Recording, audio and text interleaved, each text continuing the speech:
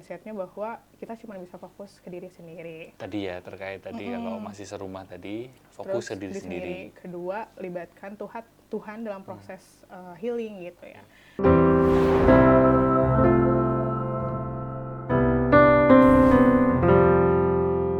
Kembali lagi di podcast Kesehatan Mentalmu loh. Dan podcast ini adalah kolaborasi antara saya, Aji Santoso Putro, dan Habib Jafar, beserta Rumah Cahaya. Sesuai dengan namanya, podcast ini akan membahas tentang kesehatan mental. Di setiap episodenya, saya akan mengajak teman-teman saya, psikolog, psikiater, profesional kesehatan mental, lulusan sarjana psikologi, konselor, siapapun yang punya ilmu untuk dibagikan terkait dengan kesehatan mental. Dan episode kali ini, saya mengajak teman ngobrol saya, yaitu adalah Salsa Bila, atau panggilannya Salsa ya. Salsa. Ya, dan Salsa ini adalah founder dari Tebi Teman Bertumbuh. Tebi Teman Tubuh. Oh, tidak pakai ber. Oke, saya ulangin ya. Boleh. Tebi Teman Tumbuh. Betul. Yaitu adalah ekosistem belajar keluarga dan ya kita tumbuh bareng-bareng sama keluarga. Ya, ekosistem belajar dan tumbuh keluarga. Betul. Oke, sehingga kita akan ngobrolin tentang keluarga dan kaitannya tentu dengan kesehatan mental. Tapi sebelum ngomongin ke situ, saya kepingin teman-teman berkenalan dengan kamu. Ya, kamu lulusan sarjana psikologi S1 ya. Dari UNER. Kalau orang kan Unair, enggak UNER. Oh, UNER. Bilangnya kalau orang sana UNER. UNER karena Oke, R ya. Erlangga. Padahal tulisannya kan Erlangga ya. Kalau awam bilangnya Unair. Unair. Sebenarnya orang sana bilang UNER. Oh, ini ilmu yang bermanfaat ini benar. Ini info yang betul. Iya. Soalnya orang bilang, UNER? Mana UNER? Unair baru orang paham. Gitu. Kalau orang Surabaya UNER. UNER, orang Jawa Timur ngomongnya UNER. Iya. Lebih ke Jawa gitu ya. Betul. UNER. Saya juga lebih ini UNER sih. UNER kan? Emang ada ya Unair ya? Iya kan kayak apa ada teman-teman ada yang Unair gitu. Orang Jakarta ngomongnya Unair. Masa sih? Beneran. Kalau aku lomba atau dulu kayak kenal sama orang-orang, misalnya dari teman-teman dari UI, UGM pasti ngomongnya Unair. Tapi kalau orang Jawa Timur, UB, Undip ngomongnya UNER. UNER. Oke. Kamu dulu kuliah tahun berapa berarti? Apa ya? 2017 masuknya, lulusnya 2021 awal. 2021. Betul. Lebih berminatnya psikologi apa? Kalau di masa itu, kalau di zamanku dulu, zamanku dulu banget, betul. Ya kan? Itu memang di semester akhir terutama ya ada peminatan. Betul. Dan waktu dulu saya itu lebih memilih peminatannya ke bio, industri organisasi. Skripsiku pun juga terkait psikologi konsumen. Nah, kalau kamu dulu peminatannya kemana? Semua. Aku ngambil semuanya. Karena kan pas itu lagi COVID ya, waktu itu. Aku sebenarnya peminatan aku tuh sebenarnya klinis. Betul. Kamu berminat klinis? Iya. Bukannya susah. Berminatnya klinis, cuman karena itu semesternya udah habis kan kayak mata kuliah, jadi aku ngambil PIO juga, ngambil perkem juga, jadi nambah-nambahin SKS juga biar karena gabut COVID ya udahlah. Dan aku rajin kamu. Senang belajar psikologi sih sejujurnya, kayak menarik. Satu, kedua dari kayak kalau dari kecenderungan aku tuh aku suka PIO memang. Oh, lebih senang skillnya. Tapi panggilan hidup kali ya, panggilan jiwanya tuh passionnya ke klinis. Terus skripsimu apa waktu dulu? Aku sambil mengingat-ingat ya. Udah lupa tuh. Udah lupa. 5 tahun lalu kayak itu. Lebih ke bio atau klinis? Klinis tetap. Tetap klinis? Tetap klinis. Kayaknya waktu itu celebrity worship di kalangan K-popers sama masalah. Oke.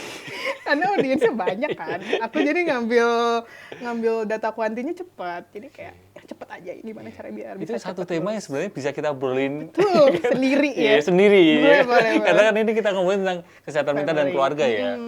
Nanti kapan-kapan kita ngomongin tentang itu ya. Itu menarik juga. Kita masuk ke Tebi ya, Tebi Teman Tumbuh. Kenapa atau awal mulanya gimana kamu kok terus interest terkait dengan kesehatan mental keluarga? Karena tadi kan menurut kamu cerita tadi kan lebih ke PIO, lebih ke klinis. Terus ini tiba-tiba ke keluarga gitu. Iya, jadi kalau sekarang ditanya aku tuh apa sih? Kayaknya lebih ke entrepreneur sih ya. Oke. Iya. Iya. Edupreneur ya. Edupreneur, jadi, tapi yang aku jual, pasti jual ya. Kamu lebih peduli, Maksudnya kamu lebih ke yang aku interest gitu ya. provide untuk layanannya, kemudian juga ke masyarakatnya, namanya bisnis kan kita memberikan solusi masyarakat ya. Iya, benar. Itu di edukasi seputar kesehatan keluarga gitu. Why? Kenapa? Apakah ada pengalaman dirimu sehingga kamu interest terhadap Biasanya keluarga? kalau orang-orang masuk psikologi biasanya ada 3 alasan. Kayaknya pada tahu ini? nih. Apa ini? Aku baru Satu, Satu, mau berobat jalan. berubah jalan, benar. Kedua, biasanya sering dicurhatin teman-temannya. Teman-temannya. Ketiga, ketolak dokter. Ketolak dokter. Oh. Makanya jadi psikolog. Oh, ketolak dokter Biasanya. maksudnya ini. Maunya tadinya mau dokter. Jurusan kedokteran. Tapi nggak bisa mungkin, atau ada kendala apa, atau nggak lulus. Nah, biasanya ngambil psikologi. Oh, aku tadi sempat mikir juga ketolak dokter tuh mungkin pacarnya jurusan kedokteran terus ditolak terus Aku harus apa yang keren gitu. Oh enggak ya. Iya, jadi maksudnya nggak bisa ambil kedokteran gitu. Oke. Gitu. Terus ya aku salah satu yang pertama. Itu adalah yang Berobat jalan. jalan. Betul, karena aku orang tuanya cerai dari kecil. Oke. Terus makanya kayak dari dulu sebenarnya masuk psikologi alasannya karena pengen jadi istri dan ibu yang lebih baik. Karena I don't know how. Iya.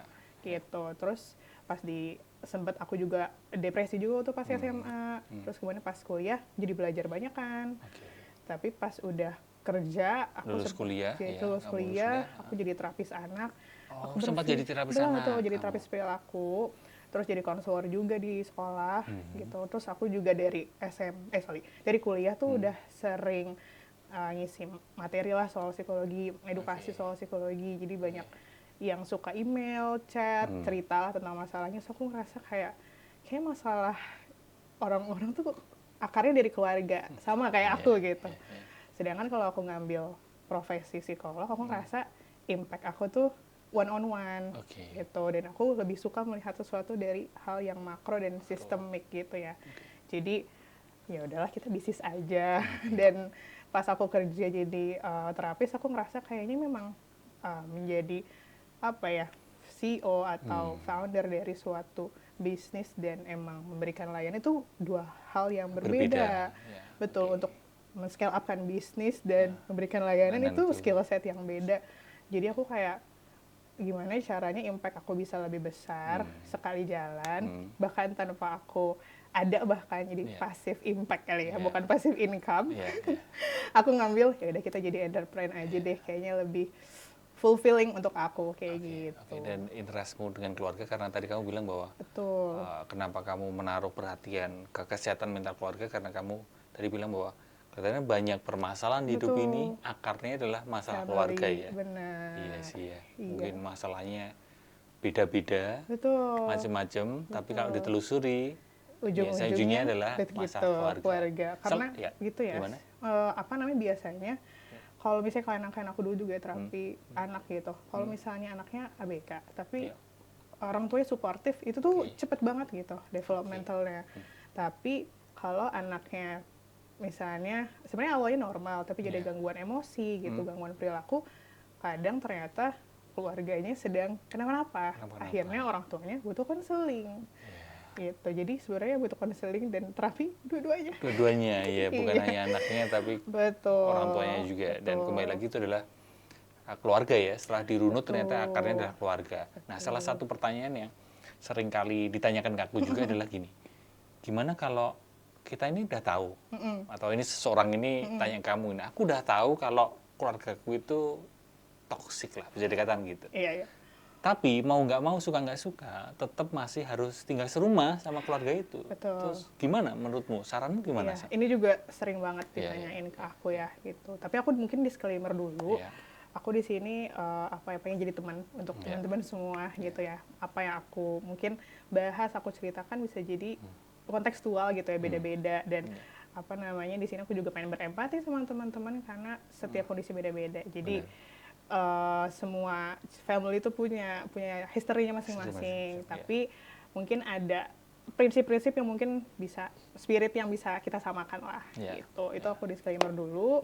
Kedua, kalau misalnya kondisinya harus masih serumah gitu ya.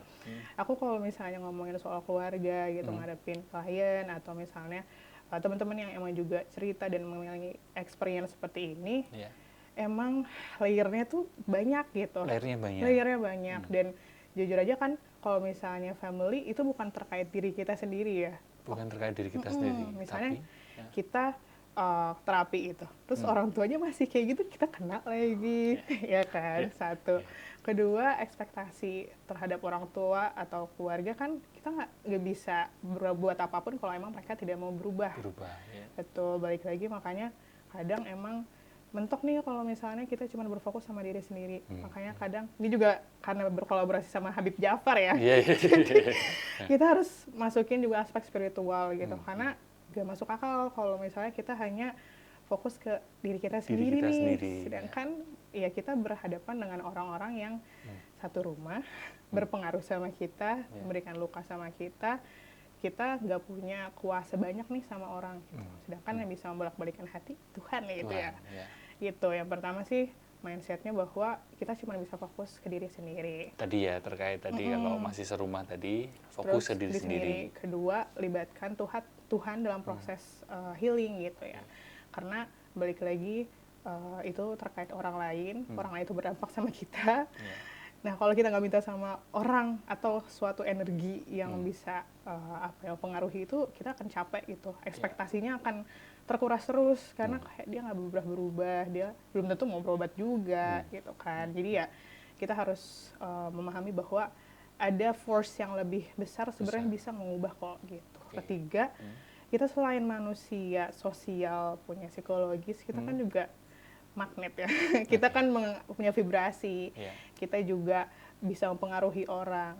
Ini mungkin experience aku pribadi kali ya. Gimana itu? Kalau aku pribadi ternyata aku juga awalnya kayak aku fokus aja sama diri sendiri deh. Yang penting aku sembuh, yang penting aku heal gitu. Tapi mungkin kayak Allah menaruh kamu di keluarga itu, bisa jadi kamu jadi agen perubahan di keluarga itu. Karena kan kalau ngomongin soal trauma generasi, toxic parenting, family, kita melihat konteksnya lebih luas ya. Karena kan Indonesia itu negara jajahan kan, banyak trauma parenting VOC. Iya, parenting VOC. Sedangkan kalau orang bule gentle parenting. Iya, parentingnya ini Nikita Willy ya, Nikita Willy parenting. Tapi kan mereka nggak ada history dijajah gitu. Maksudnya mungkin negara-negara Asia lain juga mirip kan, kayak lebih strict, lebih keras parentingnya dan segala macam, karena emang itu history dari nenek moyang kita lah ya, gitu. Cuman sekarang kan kita punya keleluasan untuk memilih dan lebih aware. Jadi kita harus paham bahwa ini kontekstual, bukan cuman keluarga kita aja, banyak keluarga di Indonesia yang mengalami hal yang sama. Jadi memang ini pekerjaan bersama, bareng-bareng untuk bisa memberikan parenting atau mungkin membangun keluarga yang lebih sehat dan dimulai dari kita sendiri kayak gitu. Dan balik lagi ke vibrasi, kalau kita kuat, kalau kita udah strong gitu, udah healed, biasanya kita bisa jadi caregiver nih untuk keluarga kita untuk berobat gitu, karena bisa jadi mereka juga korban dari sebelumnya, korban trauma juga ya. Betul. Dari sebelumnya. Tapi kalau misal ini ada cerita juga mungkin kayak generasi muda ya, mungkin generasi angkatanmu kayak berada di situasi seperti itu, cenderung kayak cap saja lah, udahlah cabut aja gitu, jaga jarak atau ya udah bahkan putus hubungan gitu. Kalau menurutmu gimana? Kalau menurut aku, kalau mindsetnya kayak gitu ya mustahil. Kenapa? Karena itu akan selalu jadi bayang-bayang. Mau pergi kemana pun ke Pluto, Bud. Kenapa kamu referensinya Pluto? Karena jauh aja. Jauh aja. Langsung ke ini ya, karena, planet lain ya. Iya, karena kita nggak akan Bekasi. bisa. Iya bener, planet lain. Ngapain Bekasi? Itu gimana? Karena kalau misalnya gini, kita nggak akan bisa melupakan sesuatu selain amnesia kali ya. Karena itu keluarga ya. Karena itu family, itu shaping pribadi kita, karakter kita, dan itu kan ada di unconsciousness kita juga ya. Dan itu akan selalu membayang-bayangi nih kalau kita memaksakan diri untuk cabut aja gitu. Cuman percayalah gitu ya, biasanya tadi antara kamu jadi agen perubahan di keluargamu, kalau emang keluarganya udah nggak ketolong lagi nih untuk berubah, biasanya energinya udah nggak cocok di situ, akan tarik sendiri somehow. Dan kalaupun emang mau pergi dari lingkungan itu dan itu tidak ada, maksudnya solusi yang paling baik, pastikan kamu pergi dalam keadaan sehat, bukan kabur. bukan lari dari masalah. Oh, Karena iya, masalahnya iya, kan iya. selalu tumbuh. Selalu ada Ada di dalam ya dalam, soalnya ya. betul. Oke, sehingga kalaupun mesti berjarak atau set boundaries, itu pun dengan jalan yang sehat gitu ya. Betul. Oke, oke. Nah, ngomongin batasan nih, boundaries. Gimana cara bikin batasan ke orang tua tanpa dianggap durhaka? Iya. Nah, gimana itu? Menarik Iya, ya. Iya, iya, iya. Durhaka gitu. Iya, karena seringkali kan orang itu mengartikan kalau jaga jarak atau ada batasan dengan orang tua, betul. oh berarti kamu anak durhaka gitu. Gimana sebaiknya itu ya soalnya? Oke. Kalau durhaka mungkin kan itu label ya sebenarnya ya.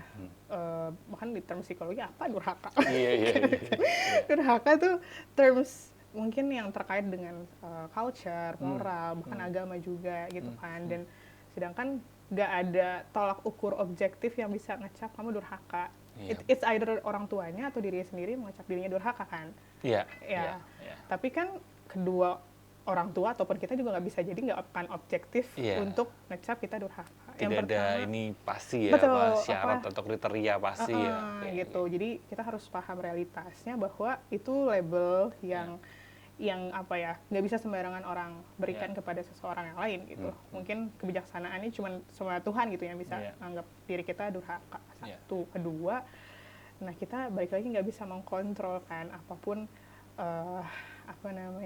apa yang diucapkan orang tua. Biasanya kalau misalnya orang tuanya atau keluarganya gitu ya udah mungkin mengeluarkan kalimat-kalimat seperti itu gitu. Itu kan pasti nyakitin anaknya juga gitu ya. Nah, kadang emang pilihan menjauh bisa jadi mengurangi tensi.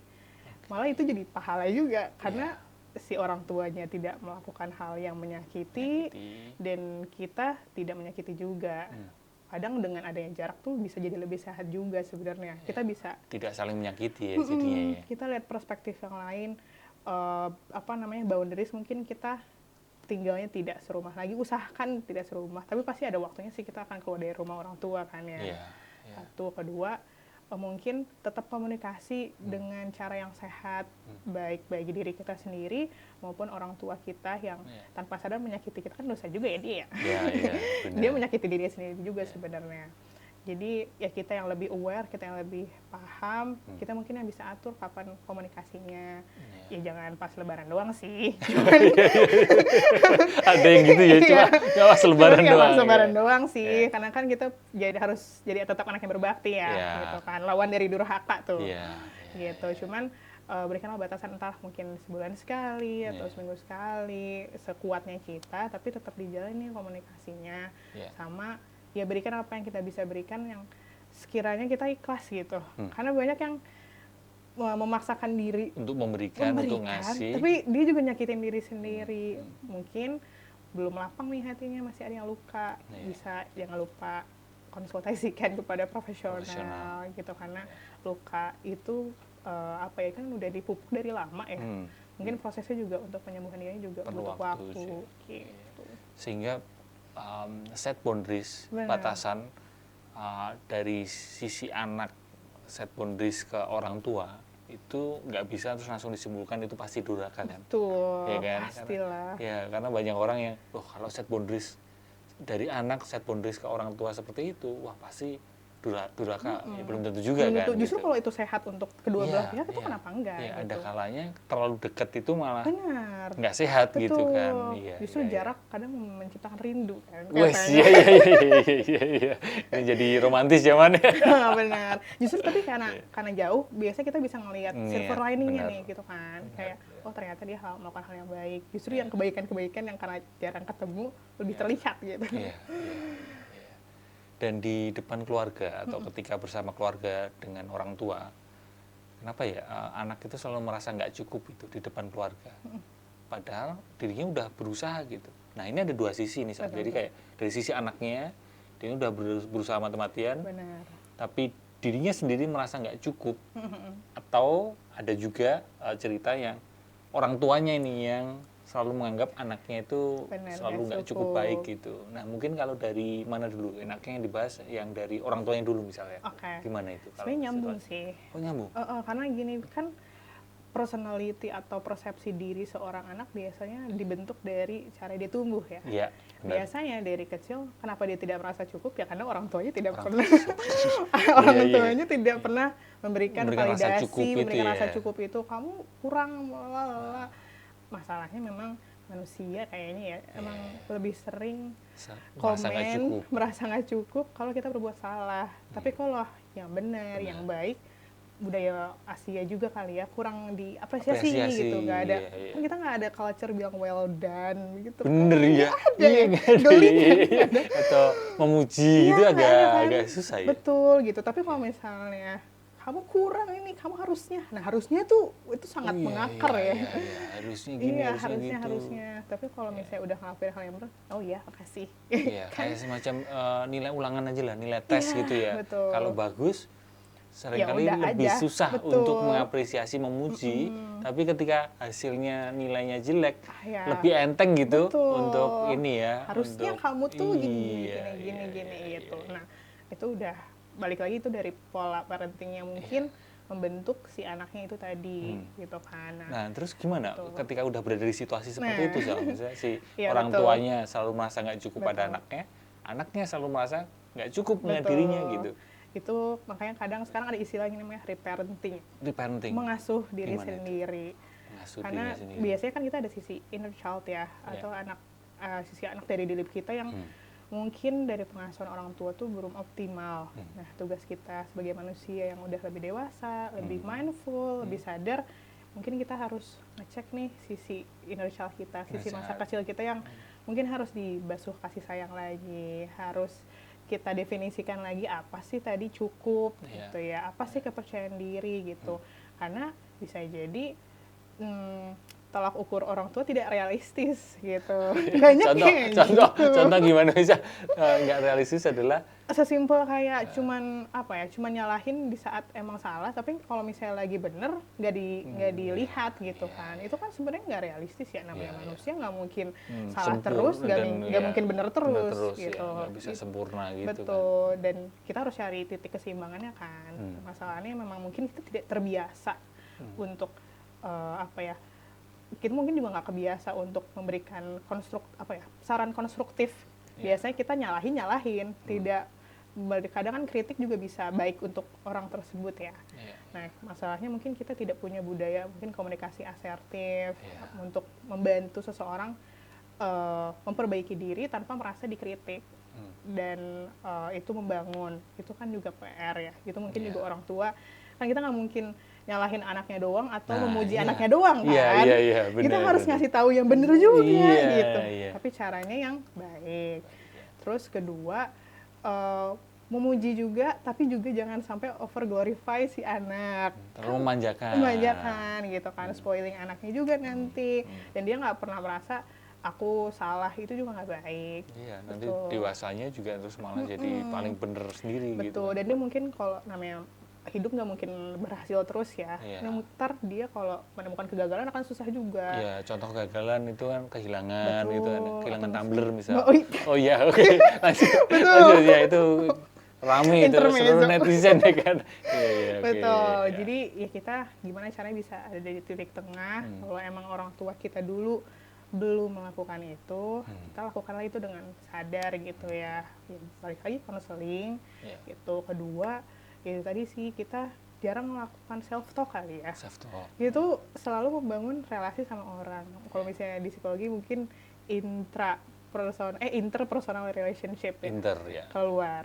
Tapi kalau ke dalam intra jarang. Kita jarang kenalan sama diri sendiri, jarang mengapresiasi, seringnya nyalahin doang. Nyalahin dia. Lebih sadis ke diri sendiri ya. Gitu, lebih sadis diri sendiri. Jadi mungkin ya kita juga harus balik lagi untuk lebih diskusi, lebih ngomong, menyapa diri kita sendiri juga, karena bisa jadi orang tua kita luput nih sama hal itu. Gitu. Sehingga tadi ketika bicara tentang hubungan orang tua dan anak ini selalu merasa nggak cukup. Sebenarnya dua-duanya ini perlu berbenah ya, maksudnya bukan hanya anak saja yang mengisi tangki rasa cukupnya, tapi si orang tua ini juga perlu belajar untuk tidak terus punya standar yang nggak realistis gitu, yang Iya. jadinya berat juga buat si anak kan. Betul, Ya, ya. idealnya sih seperti itu. Iya, iya. Semoga semuanya dikasih rezeki, orang tuanya juga dibukakan hati Iya, mau ya. iya, iya. Karena Dan nggak, ini sepertinya PR juga ya sebagai orang tua. Kadang, balik lagi doain aja. iya, iya. Kadang kan Tugas orang tua kita doain. punya apa ya, yang karena lebih tua dari si anak, Benar-benar. kadang punya kekakuan gitu untuk berubah kan, untuk belajar gitu. Betul. Oke, nah kalau di Tebi Teman Tumbuh, ini kalau aku ngeliat di Instagramnya, nanti teman-teman lihat ya di Instagramnya, Lucu ya? @tebi TB teman tumbuh. TABBY Betul. Teman Tumbuh. Itu kan ada kucing itu ya. Betul. Itu kelihatannya di Oh iya, belakang. aku sembunyikan. Iya, iya. Dia Itulah Tebi Ini sebenarnya. ya TB. Awal mulanya gimana? Kamu punya Ide. ide? Yang ide siapa? Kamu atau Aku timmu? lagi. Oh iya. Kamu pakai Aku lagi. karakter ini aja gitu. Betul. Why? Kenapa ya? Kenapa? Mungkin ini kritik aku pribadi. Oke. Apa namanya, atas diri aku sendiri. Kalau misalnya Keresahanmu ya, kamu keresahanku melihat gitu, mungkin karena situasi. mungkin aku dulu dari dulu kan udah sering maksudnya ngasih edukasi. Aku ngerasa kayak aku edukasinya masih bahasa langit gitu loh. Oh. Kayak oke. gimana caranya ini bisa lebih simple, lebih approachable, lebih bisa deliver, lebih fun gitu Lebih fun, untuk lebih ringan. audiens, lebih ringan. Dan aku rasa itu butuh media, storytelling. Oke. Nah, yang lebih bisa bersahabat dibandingkan galak, aku ahlinya gitu. Oke. Karena orang Indonesia juga kadang nggak semuanya mau diceramahin ya. Iya, iya, benar. Kadang lebih suka kalau denger cerita. Ya, apalagi seangkatanmu, Sal. Betul. Ya, kalau seangkatanmu diguruin atau diajarin itu, bentar, Iya bentar kan? gitu. Iya, jadi gimana ya caranya biar kita punya media untuk bercerita, jadi teman yang nggak bergantung sama satu manusia doang juga. Misalnya kalau aku membangun personal branding aku, kalau aku mati nggak ada berlanjut tuh. Nggak berlanjut. Betul Iya, kayak. iya. Terus aku juga tidak bisa memberdayakan teman-teman dari psikolog yang lain atau psikiater yang lain atau teman-teman tenaga kesehatan yang lain. Jadi harapannya si Tebi bisa jadi bridging nih dari keluarga, baik dari anaknya, dari orang tuanya, kemudian juga untuk para expert. Jadi bisa jadi teman untuk semuanya, biar sama-sama belajar bareng. Makanya namanya Tebi Teman Tumbuh. Gitu. Jadi muncullah karakter si kucing ini ya. Betul. Berarti kamu kalau mengedukasi gitu, konten-kontenmu ini pakai Mix sih. Jadi mungkin kita nyebut merek gak apa-apa ya. apa? Apa? Kayak laptop si Unyil gitu Oh kan iya, dia. iya nggak apa-apa. Dia kan udah kayak nanya-nanya ke pabrik gitu ya, kayak belajar. Nah, kita pengen kayak gitu modelnya sih. gitu. Terus mungkin kayak Bobo juga kan hidup Iya. di hati semua generasi, Benar, ya kan. benar. Kita pengen Tebi bisa jadi sosok yang menjadi teman baik dari anaknya, orang tuanya untuk belajar gitu. Karena balik lagi biar belajar psikologi itu fun. Ringan, approachable, seru. Iya. Gitu. Maka karakter, dia ada karakter, storytelling, ya kan? Betul. Ya, film-film kartun itu kan kita dulu belajar dari Betul. film-film kartun kan, terutama Betul. Jepang ya. Itu ada. Iya, Sekarang iya. udah banyak lagi kita alhamdulillah punya Jumbo gitu ya. Ya, Jumbo. Punya Nusarara, Iya, banyak sih. Jadi Iya. kita Itu membangun karakter-karakter di Indonesia yang bisa bermanfaat untuk Iya. keluarga gitu. Itu jadi referensimu ya. Muncullah Tebi. Lucu banget ya. Iya. Dan ini berarti teman-teman bisa apa, kamu udah mulai ada merchandising? Merchandise sih udah, tapi belum plushies-nya belum. Merchandise plushies tuh Pasti apa? Tolong aku diajar apa itu istilah plushies plushies? tuh boneka Oh. plush Boneka yang itu blind box itu? Iya, itu bisa disebut plush juga. Jadi Oh dicantel gitu. nggak selalu namanya plus. Iya sih, itu plushies. Istilah baru itu. Oh iya, plushies Iya, itu plushies atau ya sesuatu yang- boneka sih. Yang yang- biasanya kan orang suka nyantelin kan yang sekarang di tas-tas itu loh. Oh, Lah, bubu itu. juga dicantelin. Iya, itu namanya plushies. Plushies. Atau mungkin K-popers aja kayak ngomong plushies gitu. Oh, dari K-popers itu. Oh, ternyata Iya, itu dari merch-nya plastik Oh. K-pop itu ngomongnya itu. itu. Dan tapi sekarang Tebi ini baru ada. Kita ada layanan konseling psikologi, Iya. ada kelas parenting sama bidan, layanan home care bidan juga. Dan Itu kita ini mau edukasi. aktivitasnya Edukasi itu. terus sama TB. Dan plus ada merchandise-nya, kaos gitu belum. Amin, gitu ya nanti. Dengan kita memunculkan karakter si Tebi pengen ini. sih kaos keluarga lagi Kaos proses keluarga. ya. Terus boneka. Boneka belum dulu Belum, sih, kita belum. eksklusif dia dulu. Ini ini Papet. dijual. Ini istilahnya Enggak. papet ya? Papet, ini papet gitu. Dijual papetnya ini. Enggak dong. Oh enggak, oh jadi Nanti teman-teman- mungkin ya dijual, tapi Iya, untuk iya. saat ini kita masih Masih. eksklusif dulu ya. Jadi kalau mau ketemu Tebi, ikut acara Tebi. Oh gitu. Iya. Iya. Sebulan sekali ada acara Setiap atau bahkan sebulan sekali kita atau ada. bahkan sebulan ada beberapa Sebulan acara. beberapa kali sih. Tiap weekend kita ada acara. Oke. Itu dari acara ibu hamil. Jadi pasangan hamil kita belajar. Karena kan namanya untuk memperbaiki keluarga itu dari Iya, jadi awal sedini pengantin itu baru. ya, sedini itu bahkan sebelum anaknya lahir Betul. itu sudah ada edukasi Edukasi. sesi di TEBI. Betul.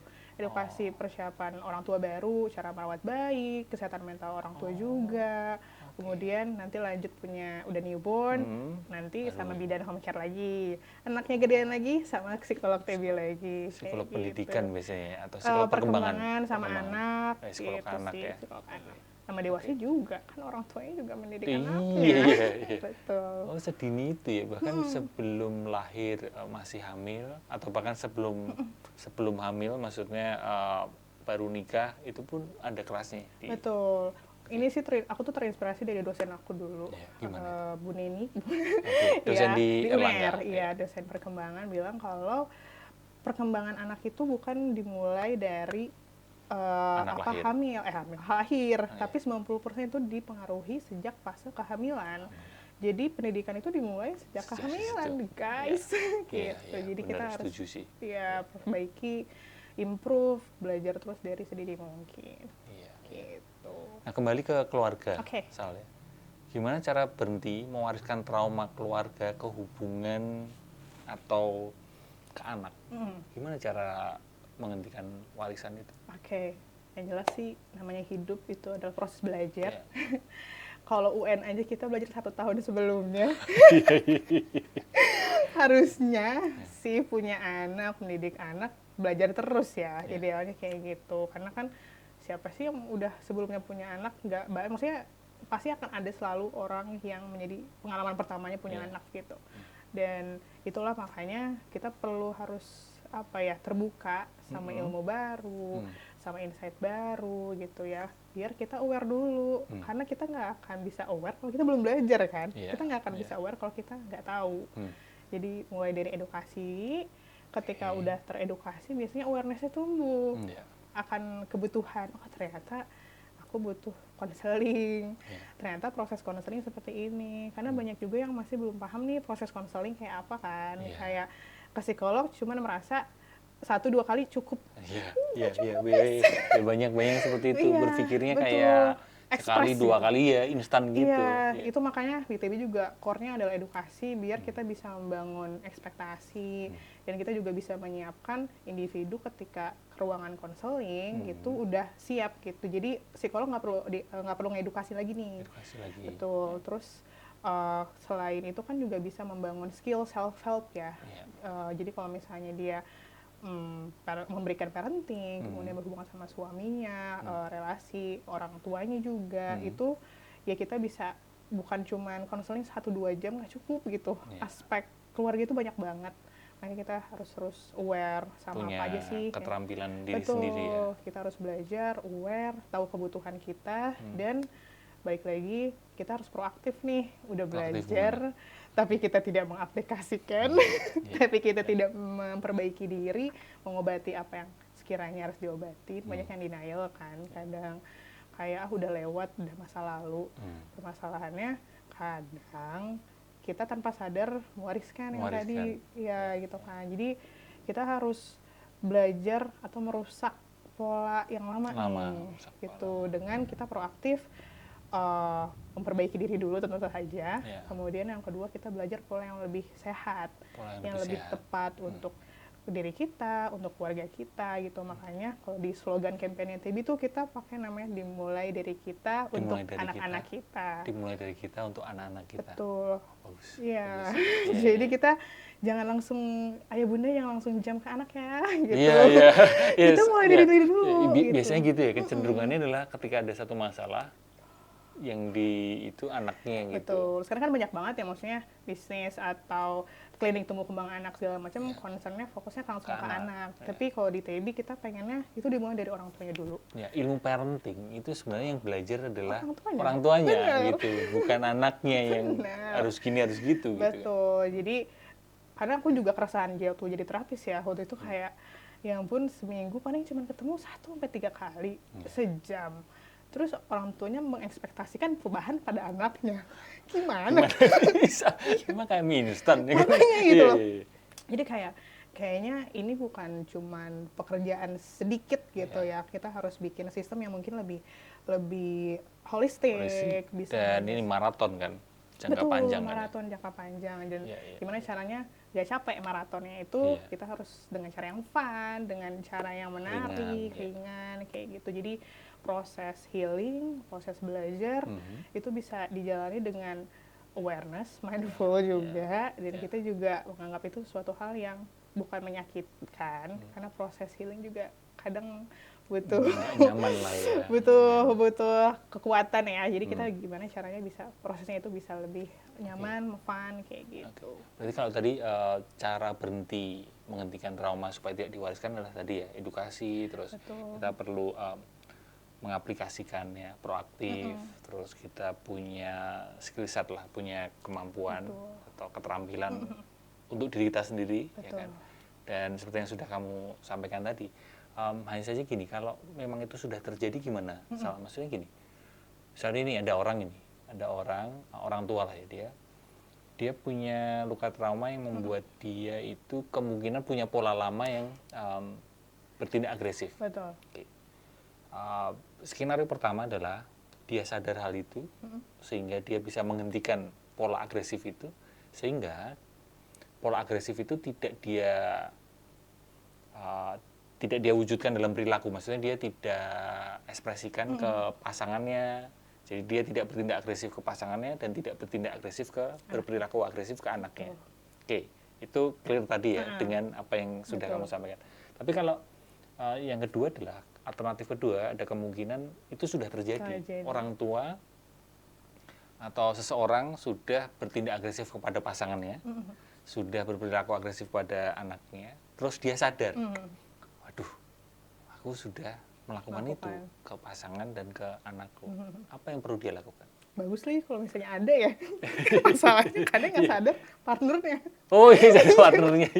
Ya kalau misalnya yang sadar diri sendiri, pelakunya, apresiasi gitu. Sebesar-besarnya karena kadang menyadari itu proses yang awal banget tapi paling susah. Betul kan, satu.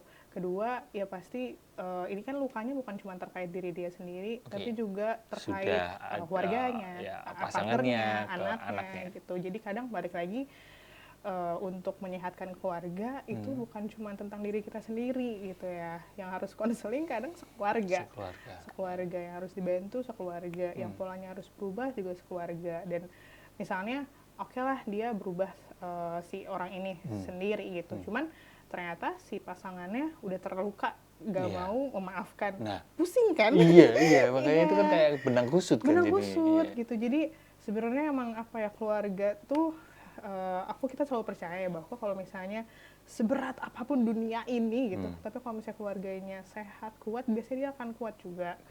Nah tapi kalau misalnya keluarganya butuh pertolongan, akan lebih berat menjalani hari-hari di luar juga nih, gitu kan. Jadi akhirnya banyak nyari pelampiasan di luar kayak gitu. Makanya sebenarnya baik lagi keluarga itu kan kayak kerja kelompok.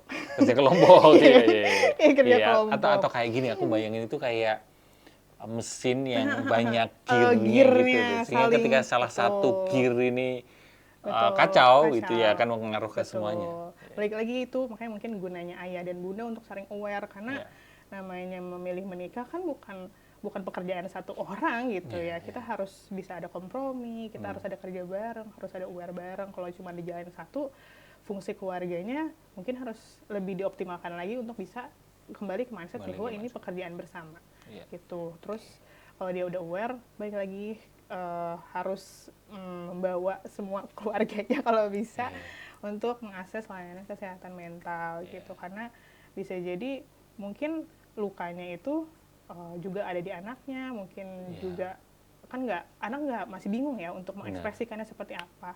Justru ketika dia aware, dia tahu dia salah, mungkin cara redeem dia gitu ya untuk minta maaf selain langsung juga bantulah untuk mengobati. Mungkin kayak anaknya jatuh karena dia bonceng. Mungkin dia kepala keluarganya kan dia memimpin ya, memimpin keluarga, jatuh gitu kan. Karena mungkin dia lagi lengah gitu. Nah, anaknya kan nggak mungkin kayak bilang maaf ya dek, kan nggak mungkin ya. Nggak akan mengobati luka ketika jatuh bersama dia gitu. Jadi baiknya ya sama-sama lah kita ke rumah sakit dek, karena kan sama-sama sakit ya, dalam artiannya gitu, sama-sama lengah gitu. Jadi harapannya orang tua juga bisa membantu, karena bisa jadi kayak mungkin kalau di pesawat gitu kan ada perintah kalau misalnya turunin oksigen gitu ya. Itu kan orang tuanya juga harus membantu kan.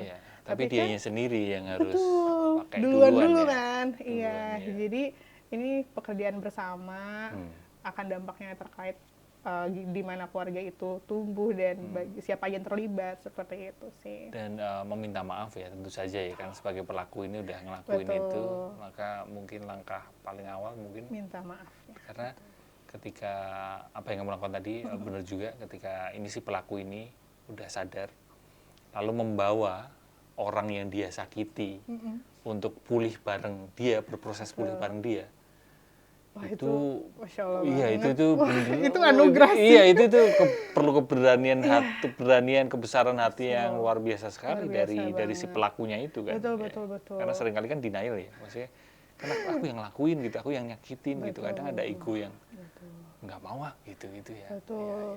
Biasanya kadang itu, tapi itu ideal banget sih Mas, menurut aku. Kayak aku juga bertanya-tanya ada tuh. Tapi memang disarankan seperti itu kan. Ya pastinya tentu saja gitu.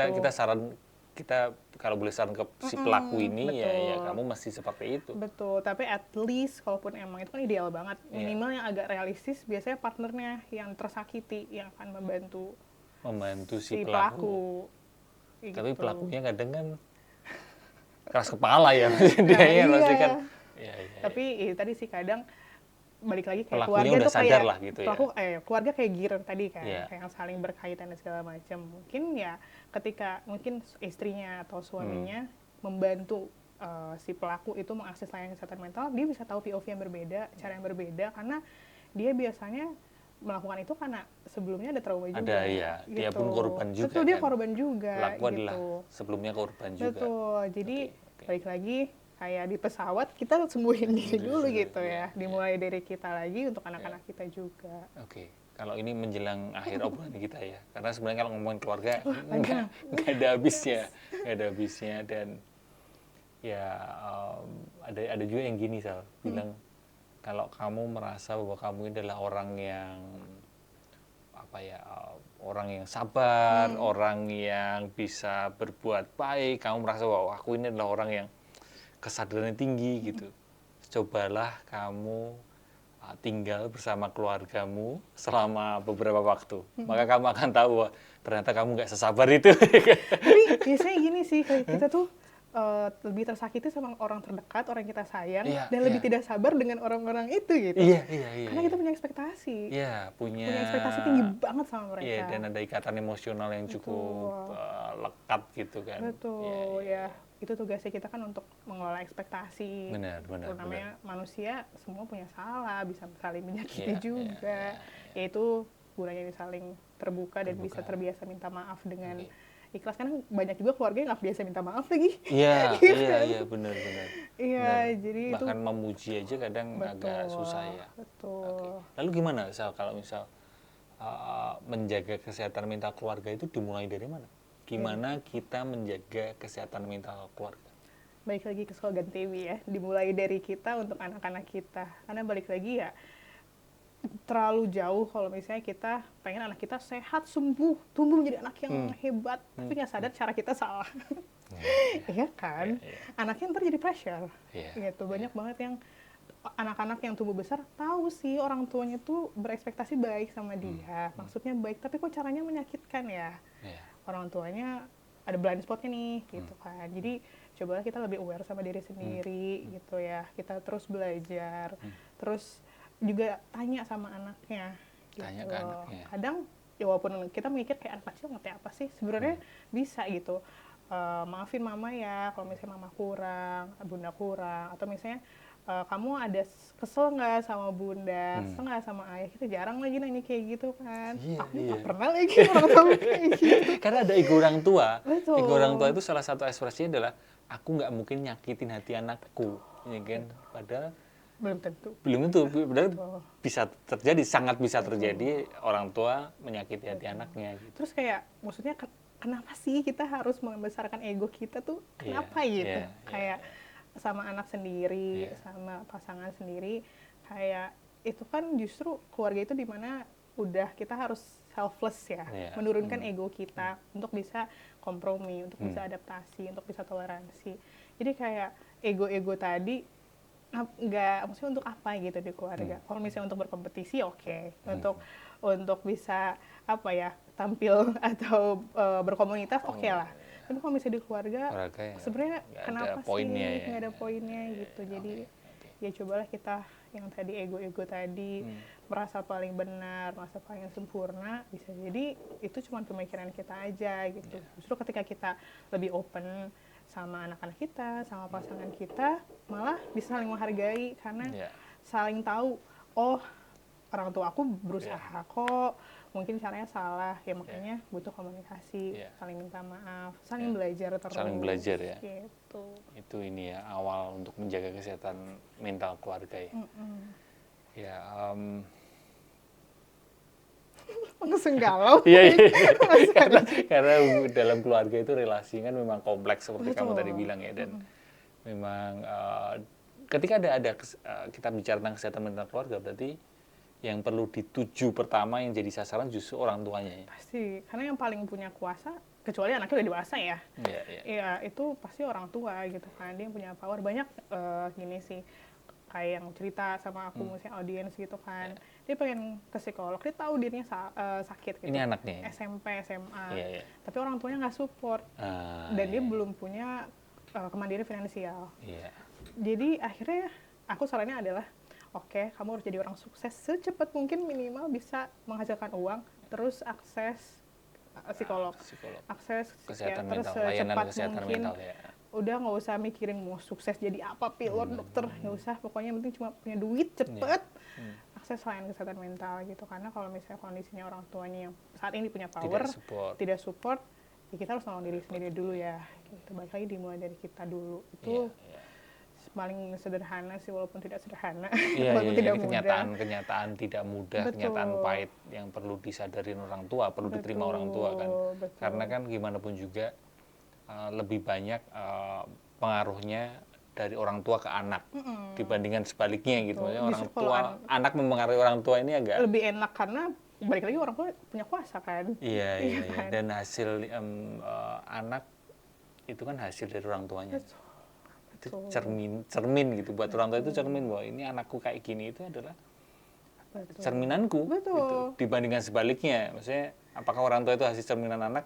Ya itu mungkin terjadi, tapi tidak sekuat Betul. yang tadi kan, yang pernyataan pertama bahwa anak itu adalah hasil cerminan orang tua. Oleh karena itu adalah mulai dari kita, itu mulai dari orang tua, baru untuk anak-anak kita. Karena kan nggak mungkin tiba-tiba anaknya jadi kayak ngide berperilaku dari mana, kecuali dia ada contoh gitu kan. Iya, Oke, iya, sekarang iya. ada sosial media sih, cuman Iya. tetap pengaruh lebih besar kan Iya. orang tua. Bahkan sosial media itu juga belum lama ini aku baca artikel atau video gitu ya, yang ada bilang gitu, ilmuwan psikologi itu dia bilang bahwa iya, sosial media, handphone itu memang punya dampak nggak sehat lah untuk orang gitu, terutama untuk anak ya konteks ini ya. Banget lagi. Cuma sebenarnya pondasi yang bisa kuda-kuda, pondasi yang menjaga supaya tidak terlalu terseret sosial media adalah hubungan orang tua dan anak gitu. Betul. Iya. Oke. Dan teman-teman buat yang mau belajar itu tadi ya, bisa follow akun Tibi teman tumbuh. @tebi teman tumbuh. Betul. Nah, mungkin untuk menutup obrolan ini, apa yang ingin kamu sampaikan ke teman-teman terkait dengan ada sesi terdekat atau apa, silahkan.